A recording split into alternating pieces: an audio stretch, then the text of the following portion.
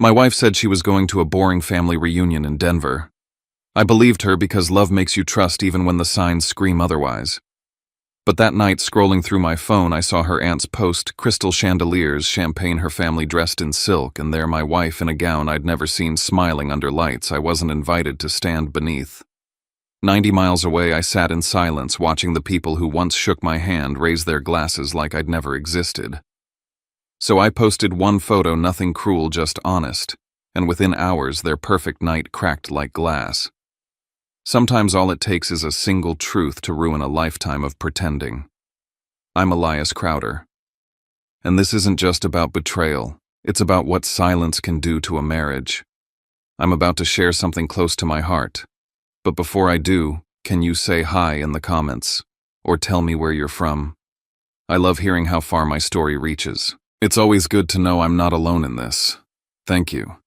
And now, let me tell you everything. And if you want more stories like mine, raw, real, and straight from the heart, don't forget to subscribe. Your support keeps stories like this alive. The first cold wind of December pushed through the cracks of our little house in Fort Collins, carrying with it the smell of pine and coffee. I remember that morning too clearly, the kind of quiet that feels fragile, like a porcelain cup you don't dare breathe on. The sunlight was pale, barely touching the kitchen tiles. I stood by the counter waiting for the coffee to finish dripping, while Marina scrolled through her phone, her thumb moving faster than usual. She looked beautiful, even in that hurried way, hair tied loosely, silk blouse half tucked into her jeans. But there was something in her face that morning, a small distance I couldn't name. She said it like she was mentioning a grocery list. There's a family reunion in Denver this weekend. Nothing exciting. You'd hate it. Her voice was light, practiced, and it brushed right past me. I asked if she wanted me to come along. She didn't look up when she answered. No, honey. It's going to be boring, just golf and old stories. You should take the weekend for yourself. She turned her phone face down on the table as she said it. I saw a flash before the screen went dark, just long enough to catch the words, rehearsal dinner list. It took less than a second, but something about it stayed behind like a splinter in my mind. Marina walked over to the closet and pulled out a garment bag. She hesitated, then unzipped it. Inside was a turquoise gown, silk, elegant, nothing like what you'd wear to a casual reunion. She held it against her body and looked at herself in the reflection of the microwave door, smiling a little. Maybe I'll bring this just in case Mom plans something fancier. You know how she gets. Then, almost as if she realized she'd said too much, she slipped the dress back into the bag and hung it behind the door. I laughed softly, though it didn't feel funny. Sounds like quite the boring weekend, I said. She kissed my cheek, her perfume faintly floral. Don't read too much into it, Elias. I'll be home Sunday night. After she left, the house felt too large. The wind howled against the window frames, rattling them gently, like the house itself knew something I didn't. I noticed the framed wedding photo hanging slightly crooked on the living room wall. I reached out to straighten it, but stopped halfway. The angle felt right off, but honest.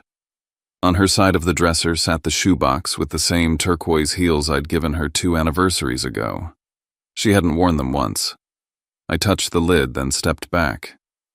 Maybe love means pretending not to notice the tiny lies that keep a marriage comfortable. Maybe. The kettle whistled.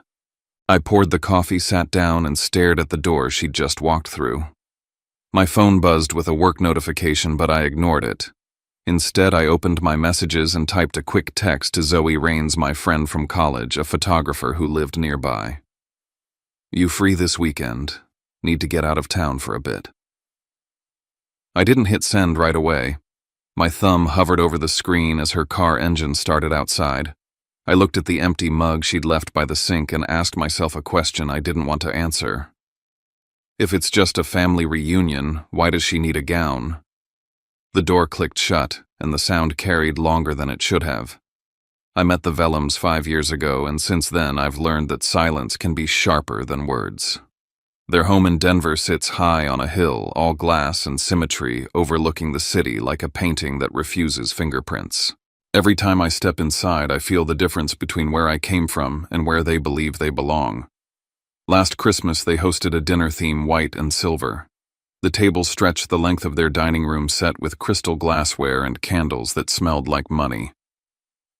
Marina guided me to the far end of the table next to the caterer's station.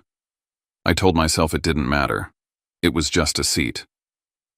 But halfway through the evening, I realized the conversations at their end of the table weren't meant for ears like mine.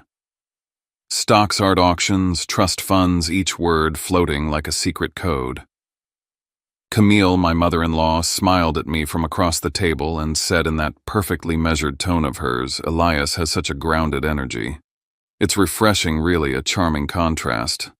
The word contrast sat in my throat like ice. Across from me, Vanessa, Marina's cousin, laughed. "He looks more like an artist than a software engineer, doesn't he?" I laughed too, because what else could I do? Later that night, as we said our polite goodbyes, Camille pressed Marina's shoulder and said, "You two balance each other beautifully. You bring him polish and he brings you simplicity." I pretended not to hear, but the words echoed in my mind all the way home. It wasn't just that night. There was the summer barbecue I wasn't told about until I saw photos online. The group chat labeled Vellum Inner Circle that Marina claimed she forgot to add me to. Each time I told myself it was nothing. Families have dynamics. Some just take longer to warm up.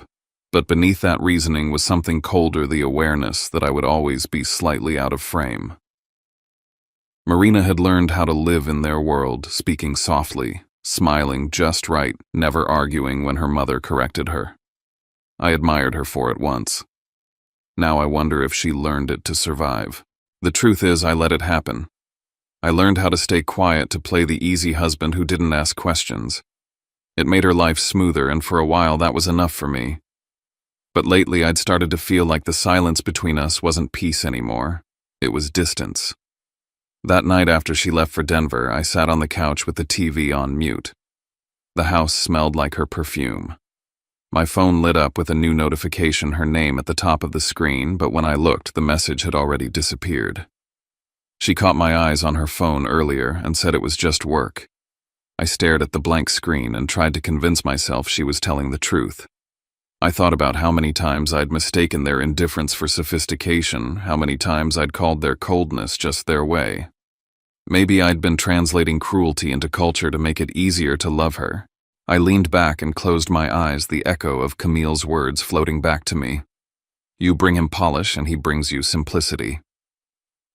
Maybe that's all they ever saw in me, a contrast, a prop that made their perfection more believable. Outside, the wind picked up again, rattling the window pane. Somewhere in Denver, they were probably toasting to something, maybe to family, maybe to keeping secrets. I didn't know then that the next time I'd see them all together, it wouldn't be at a dinner table. It would be on a glowing phone screen, laughing under chandeliers while I sat 90 miles away, realizing just how far outside that glass wall I'd always been. The night before Marina left felt strangely suspended, like time itself was waiting to see which one of us would break the silence first. The lamp in our bedroom gave off a soft yellow glow that didn't quite reach the corners. She was packing neatly folding clothes as if she were preparing for something more formal than she'd admitted. The turquoise gown was back out again, spread across the bed. She caught my glance and said I might take it just in case. "You never know what Mom might plan." Her tone was casual, but her hands moved too carefully over the fabric.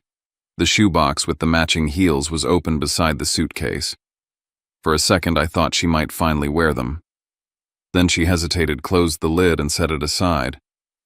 I sat on the edge of the bed, pretending to check my phone. "You're leaving early," I said. "Didn't you say it starts Saturday?"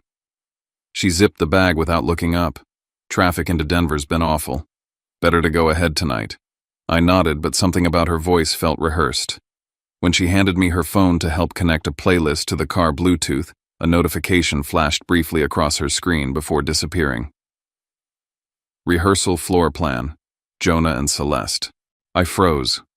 The names belonged to her younger brother and his girlfriend. Rehearsal for what? A dinner, a party. My thumb hesitated over the screen, but she had already taken the phone back. "Thanks," she said, tucking it into her purse before I could ask. Later that evening, I called Zoe.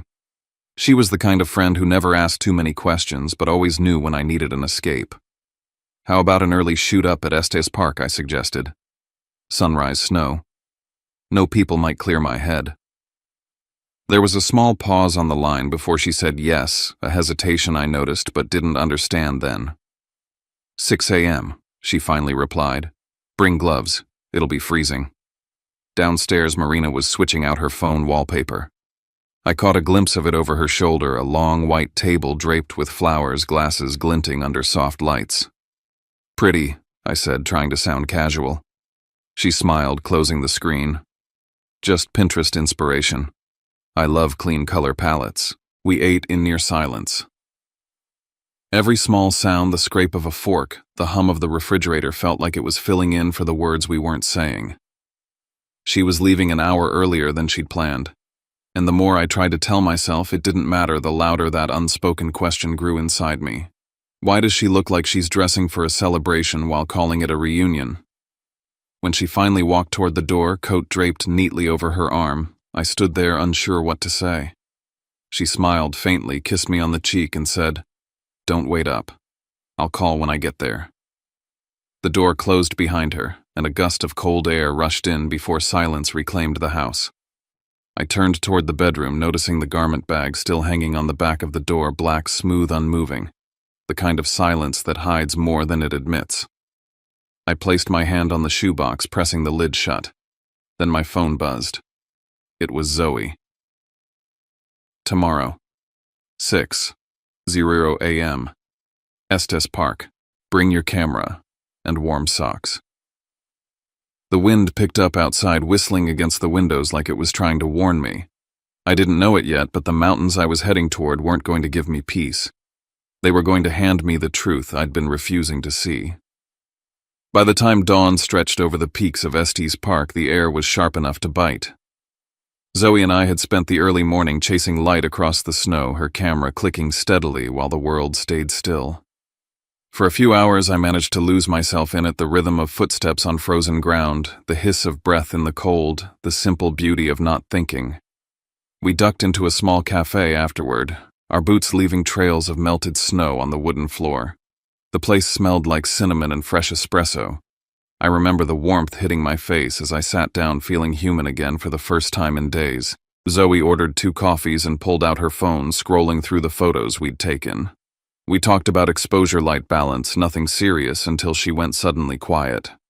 Eli, she said softly, you need to see this. She turned the phone toward me. On the screen was a post from Aunt Beatrice Vellum, Marina's aunt, the one who always documented every family milestone. The caption read, Celebrating Jonah and Celeste's engagement tonight. So proud. The image beneath the words stole the air from my lungs. A ballroom glowed under chandeliers, tables wrapped in white and silver, a wall of flowers behind the stage. Front and center was Marina in the turquoise gown. She was raising a glass beside her brother, her smile wide and easy, the kind of smile that used to belong to me. I scrolled down with a hand that wasn't steady. More photos, more angles. The entire Vellum family together, their laughter frozen in perfect frames. Camille in a floor-length dress, Jonah and Celeste kissing under falling petals. Every image confirmed what I didn't want to believe. There was no family reunion. There never had been. My chest felt hollow. The air in the cafe too thin. Zoe's voice sounded far away when she said my name. I didn't answer. I just stared at the screen until my reflection blurred into theirs. 90 miles away, my wife was at her brother's engagement party, one I hadn't been invited to. One I hadn't even known existed. I tried calling her. Once, twice, 3 times. Straight to voicemail. I typed a message. I'm looking at the photos. Please tell me why. It showed as delivered, never read. Zoe reached across the table, but I pulled back. I didn't want comfort. I wanted the truth, and it wasn't coming from her. I opened the comments section under the post. So lovely that the whole family was there tonight. One person wrote. Aunt Beatrice had reacted with a heart. The word family sat there like a wound I couldn't close. I left the cafe, stepping into the thin mountain air. The world had gone quieter, the kind of quiet that presses against your ears. I walked along the edge of a frozen lake, my breath turning to clouds. The anger that should have come never did. What filled me instead was humiliation, a deep, steady ache that started in my throat and worked its way down. I thought of the wedding photo hanging crooked on our wall, the turquoise heels still in their box the way she'd told me not to come. Maybe this was the truth I hadn't wanted to face. I wasn't part of her family, not really. I was an accessory she could set aside when it didn't fit the room. Snow began to fall soft at first, then heavier. I sat on a bench by the lake and watched it blur the world into white. I didn't cry. I didn't move. I just let it cover me until everything heard the photos. The laughter faded into the same cold silence. When I finally stood, Zoe was there, camera in hand. She didn't say a word. She lifted the lens and snapped a photo of me against the snow face, unreadable, the mountains stretching behind me. "Keep this," she said quietly. "You might need it someday." I didn't understand what she meant then.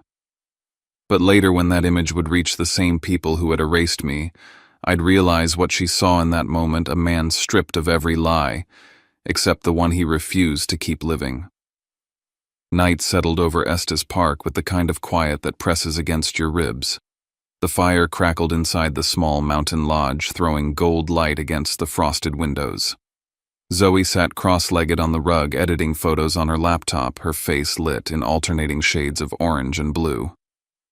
I sat beside the fireplace, the glow reflecting in my phone screen. The mountains outside were swallowed by darkness, but the weight in my chest felt heavier than anything beyond those walls. I opened the gallery and stared at the picture she had taken that morning, me standing in the snow, half in light, half in shadow. My expression looked unfamiliar, like someone who'd already lost more than he realized. I thought about the post I'd seen, the laughter, the chandeliers, the turquoise gown. 90 miles away, they were still probably celebrating, oblivious that the man they had erased was still breathing. I typed out a caption without thinking. "Some reunions celebrate who's missing, not who's there." The words sat on the screen for a long time. My thumb hovered over the post button, hesitating between pride and grief. Then I pressed it. The photo went live at 9:12 p.m. At 9:31, the first notification appeared. By 9:40, 10 people had shared it. Friends from college, co-workers, even a few I hadn't spoken to in years. A comment popped up. "Eli, are you okay?" Another read. "That's heavy, man." I turned the screen face down and stared into the fire until the logs collapsed into embers. By midnight, the phone wouldn't stop buzzing. The vibration echoed through the wooden floor, steady as a heartbeat I didn't want to feel. I finally silenced it and fell asleep on the couch, the phone face down beside me. When morning came, sunlight pushed through the curtains like a confession. Zoe was already up, sipping coffee, her expression cautious. "You might want to check your phone," she said. My inbox was flooded, missed calls, unread messages, tagged posts. Someone had screenshotted my caption and shared it with a headline: "Man excluded from wife's family event posts, haunting photo." Within hours, the story had spread. I saw comments from strangers he didn't even get invited, classic upper-class cruelty. The room tilted slightly as I scrolled. It wasn't just gossip anymore, it was exposure. The photo that had been nothing but a release of pain was now being dissected by people who didn't know me, turned into something larger than my marriage. Down in Denver, at that same moment, the Vellum's perfect night was crumbling. A video surfaced from the engagement party, a waiter filming the family laughing when someone mentioned the post. Camille's smile froze mid-sentence. Her face stiffened, eyes sharp as glass. I replayed that video over and over, not for satisfaction, but to understand the look in her eyes. It wasn't guilt, it was fear. Fear that their illusion had cracked. At noon, a message from Marina arrived. "You're making me look bad. You're making us look bad." I stared at her words until they blurred. Then I typed back, "You did that yourself, the moment you lied. I just stopped keeping your secret." I didn't send anything else. There was nothing left to defend. For the first time in months, I felt a strange calm. Fear and relief tangled together like the first deep breath after holding it too long. Outside, the wind howled again, sweeping snow against the windows. My phone buzzed one last time that evening, a call from a number I didn't recognize. When I saw the name, my stomach turned cold. Camille Vellum. I let it ring. I watched the fire burn lower, thinking of how quickly warmth becomes ash. The storm outside was only beginning, but it was nothing compared to the one waiting beyond that call. 2 days after the post, I drove back to Fort Collins. The snow had deepened, weighing down the pine branches that framed our street. From the outside, the house looked exactly the same, quiet, neat, unbothered. Inside, everything was too still, as if time had chosen not to move until I returned. The faint smell of stale coffee hung in the air. On the back of the bedroom door, the turquoise gown she'd worn to the party still hung half unzipped. I stood there for a long time, staring at it like it could answer something. My phone vibrated again. A voicemail notification blinked. I pressed play. Camille's voice filled the room, calm but commanding. "Elias, we need to talk. Marina's falling apart. Take the post down. This isn't something that should be aired publicly. We can fix this, but not like this." I deleted it before she finished. The idea of her saying we like I was still part of their family made me laugh under my breath. Seconds later, a message from Marina appeared. "You made my mother cry. They think I can't control you. Please stop." I set the phone down, unable to tell if I felt angry or just empty. That's when I saw the new email in my inbox, no sender name, just a subject line. "You should know." The message read, "She never told them she married you in a courthouse. The family presented her as single for PR reasons." I read it 3 times, my hands cold against the keyboard. The Vellums had built their empire on appearances. Now I realized I'd been part of their performance, a secret they could hide when the cameras showed up. At noon, a colleague from my firm called. "Hey, Elias. Look, I don't know what's going on, but one of our clients is connected to the Vellum family. They're nervous about the attention. They might pull their account if this keeps trending." For a second, I couldn't speak. I thanked him and hung up, the irony cutting deep. I'd spent years working to build stability, and now the truth was threatening to undo it all. When Zoe showed up later that afternoon, she carried a magazine folded open to a feature article. "You've gone viral," she said, handing it to me. The headline read, "A photo that divided class lines." Beneath it, the caption described me as a symbol of how silence protects privilege. I didn't know whether to laugh or feel sick. My private heartbreak had become a public statement. By sunset, the light faded into a bruised orange. I heard the front door open and close softly. Marina's heels clicked against the hardwood floor before stopping in the hallway. "We need to talk," she said. Her voice was trembling, not with guilt, but exhaustion. She stood there in her fur-lined coat, her hair pulled tight. Her eyes were red, her tone brittle. "You turned my family into a spectacle." "No," I said, "I just stopped pretending your family's kindness was real." She flinched but didn't look away. "You don't understand, Elias. My mother has worked her whole life to build that reputation. She just wanted things perfect for Jonah. You humiliated her." "Then she should have invited me," I said evenly. "She should have stood by the truth." Marina's voice cracked. "She told me if you came, it would ruin everything. The donors, the press, the sponsors." She stopped, realizing what she'd admitted. "So she told everyone you were single?" I asked quietly. "That's what this was about, image." Her silence said more than any confession could. She looked small, then almost transparent. "I just wanted peace," she whispered. I picked up the turquoise heels still in their box and placed them on the dresser. "Peace built on lies isn't peace, Marina. It's decoration." Tears filled her eyes. "I didn't mean for it to go this far." I nodded slowly. "Neither did I. But once the truth is out, you can't choose who hears it." The clock ticked between us, each second stretching longer than the last. The anger inside me had cooled into something sharper clarity. I wasn't shouting anymore. I wasn't pleading. I was finished trying to fit into a picture that was never made for me. I grabbed my coat from the chair and slung it over my shoulder. She looked up, startled. "Where are you going?" "Somewhere quiet," I said. "You can keep the house, the stories, the family name." I'm keeping what's left of my dignity. I walked past her down the hallway that still smelled faintly of her perfume. At the door, I turned once more. She was standing by the window, framed by the same light that once made her glow. Now it only cast a shadow. Outside, the snow was falling thick and steady. The street was empty, the world wrapped in silver silence. I started the car and sat there for a long minute watching the warm light from our window spill across the snow. For a fleeting second, I wanted her to come out to stop me. But she didn't move. As I pulled away, the reflection of the house shrank in the rearview mirror until it was just a glow in the distance, soft, unreachable, already fading. I thought about what Camille had said in her message about fixing things quietly. Maybe that was always their way, bury the truth under enough luxury until no one remembers what's missing. But some things can't stay buried forever. The snow kept falling, the world muted, except for the hum of the engine. I whispered into the quiet. The truth didn't destroy us. The silence did. And then I drove into the dark, leaving the lies behind, letting the night close around me like the first breath of freedom. A week after I left, Marina texted me.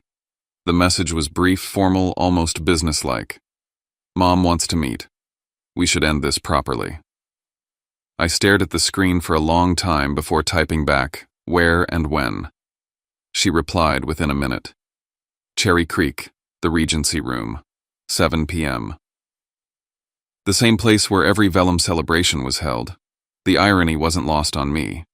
When I arrived, the city lights were reflected in the wet pavement, fractured like pieces of glass. The restaurant was dimly lit, filled with the low hum of money and restraint.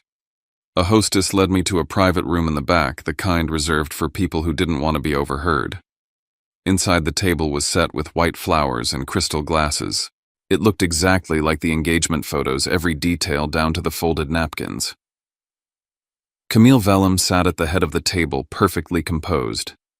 Marina was beside her, eyes, downcast fingers knotting and unknotting the hem of her sleeve. Across from them, Jonah leaned back, arms crossed, his expression somewhere between pity and discomfort. I sat opposite Marina. The air between us was thick enough to taste. Camille was the first to speak. Elias. She began, her voice steady. We're not here to argue. We simply want to bring closure to an unfortunate situation. If you take the post down, we can all move forward. The family's image doesn't need to suffer more than it already has. I looked at her and almost laughed. You mean your image? The kind of normal where I pretend I don't exist? Marina's voice trembled. Please, Elias. You don't understand. Mom just wants peace. Peace, I said quietly, or silence. No one spoke for several seconds. The only sound was the faint clink of a fork against porcelain from another room. Then, as if on cue, a waiter entered, placing a sealed envelope on the table. For the Vellum family, he said before leaving. Camille reached for it, but I was faster. Inside was a letter from the restaurant manager thanking the Vellum family for booking the entire venue for Jonah and Celeste's engagement party. I slid the letter across the table toward her. A family event, huh? Not just Jonah's celebration. You rented out the whole place. Camille's smile never faltered. You're reading too much into this. You're not part of our social circle, Elias. You never were. Marina was trying to protect you.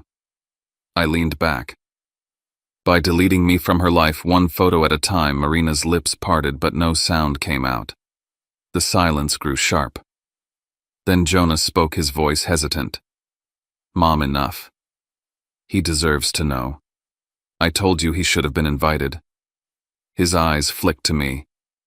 But they said it would make things complicated. And Marina... He trailed off. Marina's eyes filled, but she didn't deny it. She'd nodded. She'd agreed to keep me out. I felt the air leave my lungs. I reached into my pocket and pulled out my phone. You know, I said evenly, Beatrice sent me something. I thought I'd return the favor. I tapped the screen and the room filled with the faint sound of clinking glasses and laughter. Then came Camille's unmistakable voice, clear as crystal. It's a relief Marina could keep her husband away tonight. Marina covered her mouth. Camille froze. Jonah looked like he wanted to disappear. You wanted everything perfect, I said, standing now. But perfection doesn't exist, Camille. It just hides the cracks long enough for the light to get in. Marina's tears came fast. I didn't mean to hurt you, Elias. I just didn't want to embarrass you. No, I said, my voice low. You were embarrassed by me. I turned to her. You were scared they'd see you with someone who doesn't wear the right suit, who doesn't own a mountain house, who doesn't speak their language. You were scared they'd see how human you really are.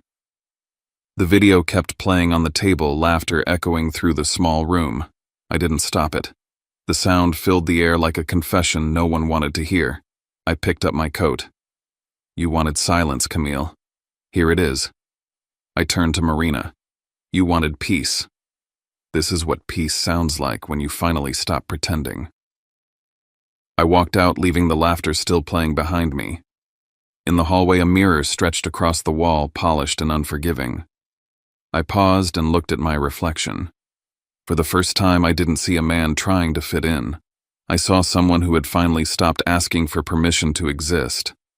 As I stepped outside, the Denver air was cold and clear. The city glimmered behind me like broken glass.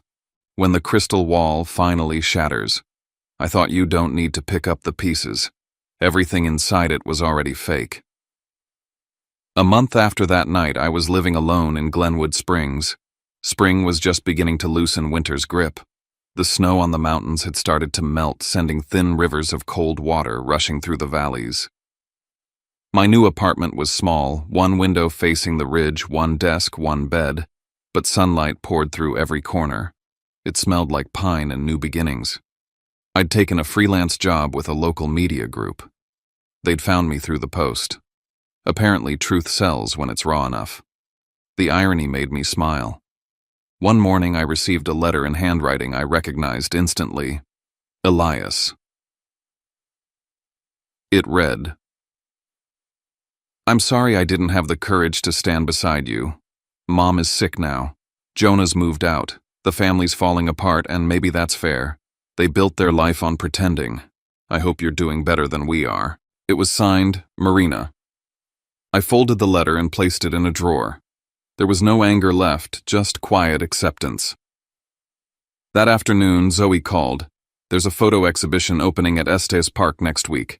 It's about truth and identity. They want to feature your picture. I almost said no.